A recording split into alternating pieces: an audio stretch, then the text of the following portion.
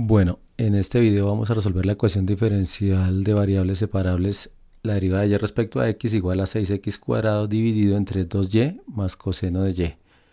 Luego de eso comparamos la solución con la que nos ofrece el programa Wolfram Alpha. Y finalmente hacemos la gráfica del campo direccional en GeoGebra. Este ejercicio aparece en el cálculo de una variable del autor Stuart en la séptima edición. Entonces, lo primero que hay que hacer es resolverlas, separar las variables. Eso significa dejar todo lo que tenga y, por ejemplo, en este caso este denominador, a un lado de la igualdad. Entonces, va a ser 2y más coseno de y multiplicado por dy igual, y este de x, este diferencial lo paso a multiplicar al lado derecho, igual a 6 veces x cuadrado respecto a x. Y luego lo que hay que hacer es calcular la antiderivada en ambos lados de la igualdad. Entonces la antiderivada de 2y es y cuadrado y la antiderivada de coseno de y es seno de y. De aquí me va a aparecer una constante, pero la voy a poner al otro lado. Y aquí la antiderivada de 6x cuadrado es 6x a la 3 sobre 3, o sea 2 veces x al cubo, más la constante.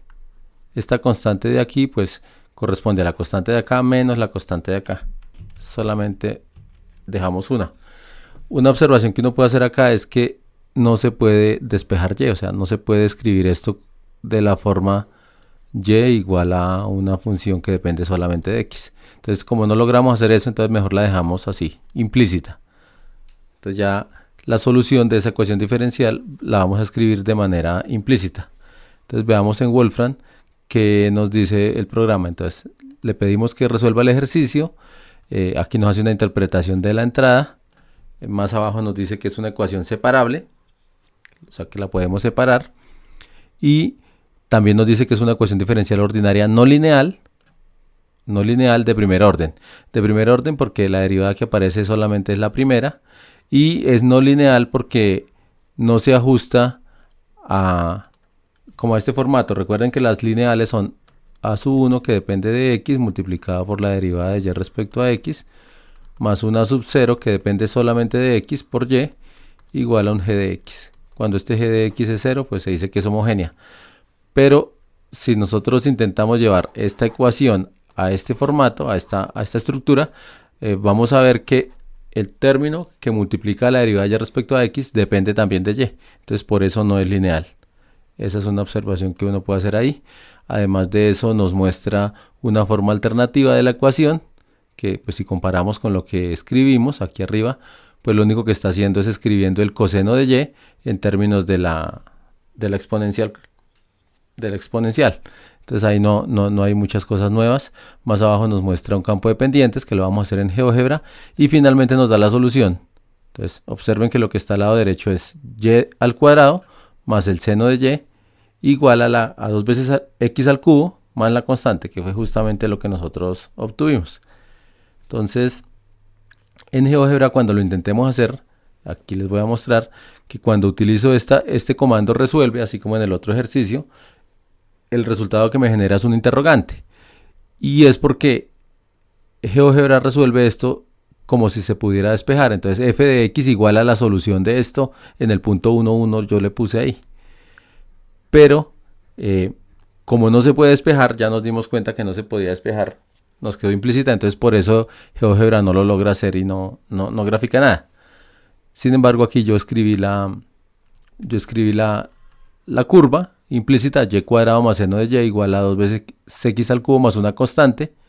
Puse un deslizador para la constante y también tengo aquí el campo de direcciones. Entonces observen el comando de campo de direcciones.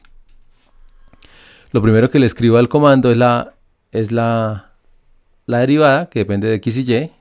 Es el ejercicio, 6 veces x al cuadrado dividido 2y más coseno de y. El segundo argumento, que es el 20, corresponde a la cantidad de segmentos lineales a la cuadrícula. Esta es 20 por 20. Si yo lo cambio a un 5, por ejemplo, me va a quedar 5 por 5. Y observen cómo cambia la cuadrícula. Solamente tiene 5 segmentos lineales por cada lado, o sea, en total 25. Lo voy a dejar en 15, por ejemplo. Y este 0.3 es la longitud de cada segmento. Si yo lo cambio, por ejemplo, este es un número que varía entre 0 y 1. Si yo lo pongo como por ejemplo 0.9, pues van a quedar más larguitos. Ese es un número que puedo cambiar solamente entre 0 y 1. Y los otros 4 corresponden a los intervalos al intervalo de la cuadrícula. El primer menos 5 es el mínimo en X, el segundo menos 5 es el mínimo en Y. Voy a cambiarlo a un menos 7 para que se observe. Observen que ya cambió el Y, ya cambió desde menos 7 hasta 5. Entonces los dos primeros son los mínimos en X y en Y, y los dos últimos son los mínimos en X y en Y, los máximos en X y en Y. Si yo cambio el máximo en X, que lo tengo 5, y lo cambio por ejemplo a 7, entonces observen cómo me queda la nueva cuadrícula. Entonces ya me quedó desde menos 5 hasta 7, y en Y pues va desde menos 7 hasta 5. Entonces ahí ya voy a parar el ejercicio. Ya tenemos el campo de direcciones. En la medida en que yo cambie el valor de C, pues va cambiando la curva. Recuerden que el campo de direcciones lo que me dice es el comportamiento de la solución. O sea, cada segmentico de eso es un segmentico que tiene que ver es con la recta tangente. Es como un pedacito de la recta tangente. Listo.